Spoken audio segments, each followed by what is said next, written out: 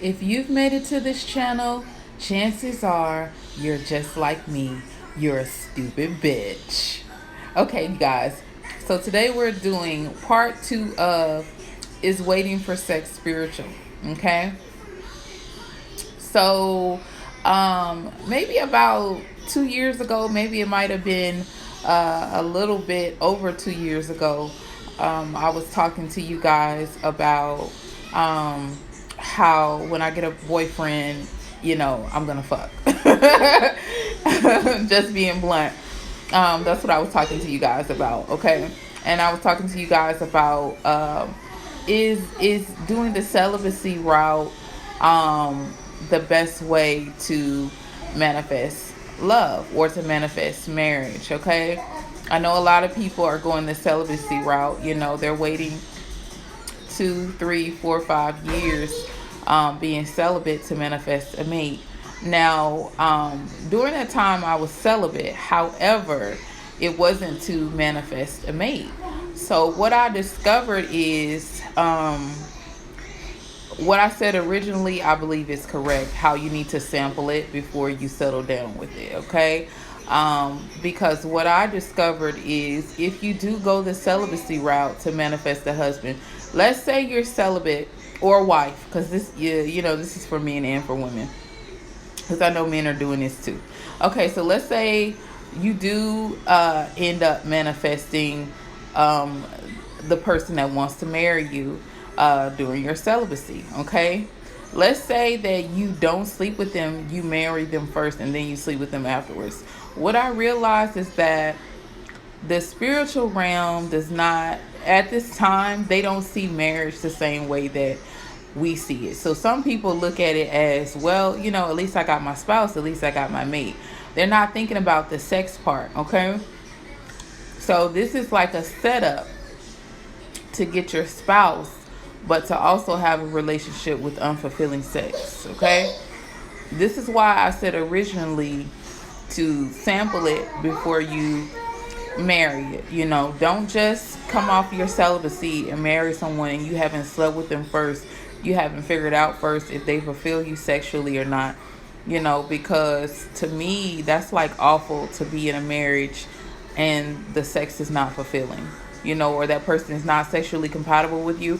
Or worse, you two have two uncompatible sex drives. Maybe you're ready all the time, you want it all the time, and your spouse doesn't. Then it's like, okay, I did all of this for nothing, because I'm telling you, when you come off of that 2, 3, 4, 5 year of celibacy, you're gonna be horny as I don't know what. You're gonna be ready, okay, all the time. What I discover is that the celibacy, when you're a spiritual person now, especially if you're a priest or some type of witch or spiritual worker, the celibacy period that you're going through will transform you. Okay, it will transform you in every way. So by the time you come out of your celibacy, first of all, you're going to be a completely different person. Your energy is going to be completely different. The way that you look and look at and experience sex is going to be completely different as well. But you're also going to be super horny and ready. Okay, so the last thing you want to do is get committed and marry someone who's not sexually compatible with you, because if they're not, you're going to be pissed all the time.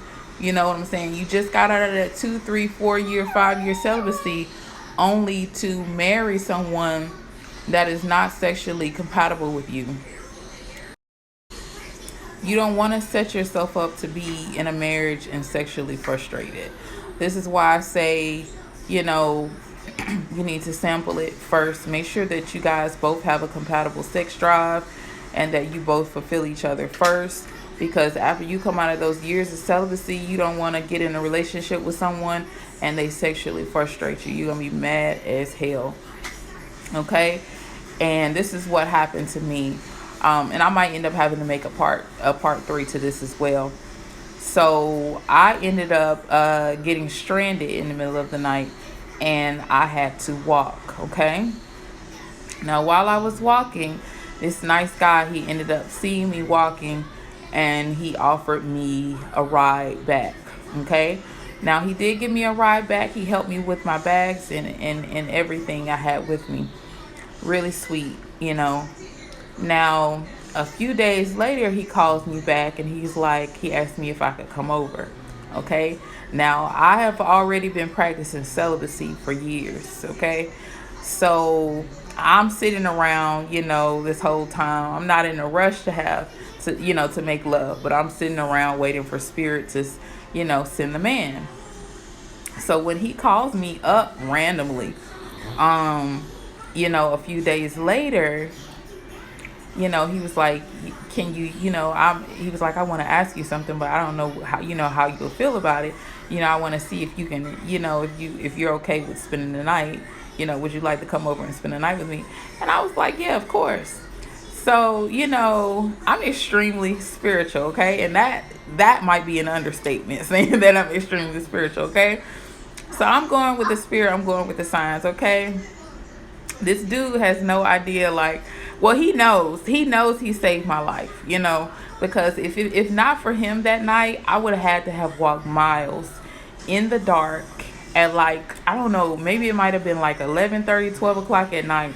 Okay, I would have had to walk miles in the dark to get back. And I don't know if my phone was almost dead or not, but anyways, he saved me. He saved me a lot, okay? He saved me from having to walk miles by myself in the dark. Because I didn't have anybody to call for help, okay?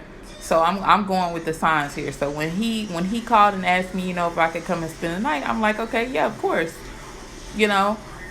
So, I ended up spending the night with him. And, the next day he starts acting shady. So, a few days later, I'm talking to him more. He's still acting flaky, super, super flaky. So, I'm not looking for marriage with this guy, but, I'm curious. I'm curious as to why Spirit sent him to help me. I'm curious as to why he ended up taking my spiritual virginity. Because, mind you, he didn't know that I was spiritually a virgin. I was spiritually reborn. Not only was I spiritually a virgin, but I was also celibate. Okay? Of course, they go hand in hand. So I'm like, okay, Spirit, why would you do this to me? Why would you have this guy come and rescue me in the middle of the night, take my spiritual virginity, and break my celibacy, only for him to treat me like shit? Only for him to start flaking on me. And, right now, I still can't figure out why the games. You know what I'm saying? I'm not playing no games. So I still can't figure out, why the games.